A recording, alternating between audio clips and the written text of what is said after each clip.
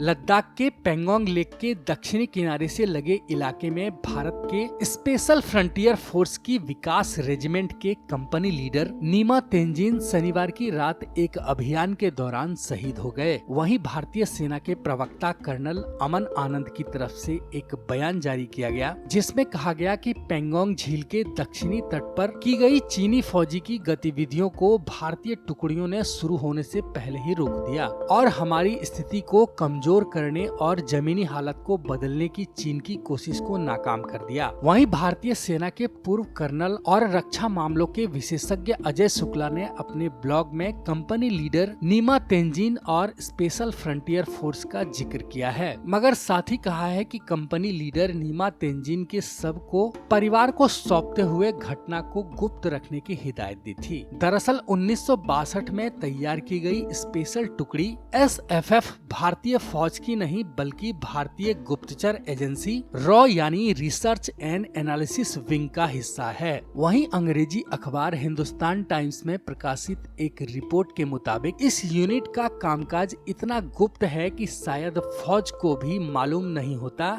कि ये क्या कर रहे हैं और ये डायरेक्टर जनरल ऑफ सिक्योरिटी के माध्यम से सीधे प्रधानमंत्री को रिपोर्ट करते हैं। इसलिए इनके शौर्य की कहानियां आम लोगों तक नहीं पहुंच पाती। बता दें कि IB के संस्थापक डायरेक्टर भोलानाथ मलिक और दूसरे विश्व युद्ध के सैनिक और बाद में उड़ीसा के मुख्यमंत्री रहे बीजू पटनायक की सलाह पर भारत के पहले प्रधानमंत्री जवाहरलाल नेहरू ने तिब्बती गुरिल्लाओं की ऐसी टुकड़ी तैयार करने की सोची जो हिमालय के खतरनाक क्षेत्रों में चीनियों से लोहा ले सके और भारत से जंग होने की सूरत में चीनी सीमा में घुसकर खुफिया कार्रवाई करने के इरादे से तैयार की गई SFF के पहले inspector general major Sujan Singh Uban थे और यह सीधे प्रधानमंत्री की देखरेख में तैयार और इंटेलिजेंस ब्यूरो यानी IB का हिस्सा बनाई गई और SFF अब रॉ के अधीन है और इसका हेडक्वार्टर उत्तराखंड के चकराता में है। कहा जाता है कि शुरुआती दौर में अमेरिकियों और भारतीय इंटेलिजेंस ब्यूरो के प्रशिक्षकों द्वारा ट्रेंड की गई SFF का भारत ने बांग्लादेश की जंग,